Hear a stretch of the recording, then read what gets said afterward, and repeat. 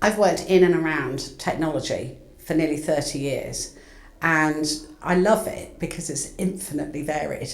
I don't think I've done the same job for more than 2 years at a time.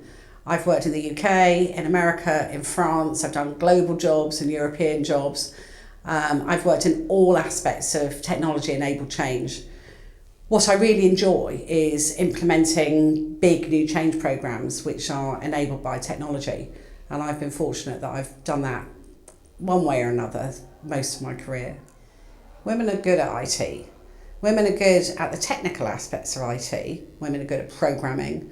Women are very, very good team members and communicators. And I think people tend to forget, perhaps it's something to do with the image of IT, that technology relies on people working in teams. It relies on people being able to very accurately translate the requirements of people who don't understand anything about IT into new IT systems. Women are extremely good in every aspect of technology, and my experience has been that working with diverse teams, women and men, but also different ages and different backgrounds, you bring a much more of a richness to solving the complex problems that we're faced with today. There is a terrible lack of role models for girls as they're growing up. Typically, if you ask an audience of parents at a school to put their hands up if they're a lawyer or a teacher or a nurse or a doctor, then lots of hands will go up. Almost no hands will go up if you ask if they're an IT executive. And that goes for the men as well as the women. So it's not as though there are lots of good male role models either. So role models is an issue. I personally think that the way that IT is taught in schools is also a problem. I don't think it's very attractive to girls. Girls tend to like to see how technology can be applied. And I'm not sure that that's necessarily being done in the most exciting way in schools. And I'm not sure that girls really understand the full benefits of working in IT. I'm not sure that they get the fact that there's lots and lots of different jobs, lots of variety, and you can earn a lot of money. I'm just not sure we're getting that message across. What can we do to get more women into the IT profession? It's a question that I've been struggling with at least since the mid-1990s. I think we need a couple of things.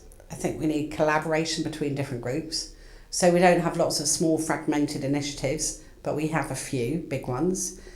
I think we need to be very consistent and keep going with the same programs for many years. I think we need an awful lot of men involved. Recently I asked a group of men at Deloitte how many of them had daughters, goddaughters or nieces, and of course all of them said they did. And I asked them if they wanted those girls to have the same opportunities for their futures as they have had, and they all of course do. So I said, well, you need to help them. I think we need men to really help accelerate our IT profession and encourage their daughters and their daughters' friends into it. If somebody was considering starting a career in IT, I'd say remember 3 things. Number 1, women usually don't say that they can do a job in an interview. So when you go into interviews, be confident and say what you're capable of doing.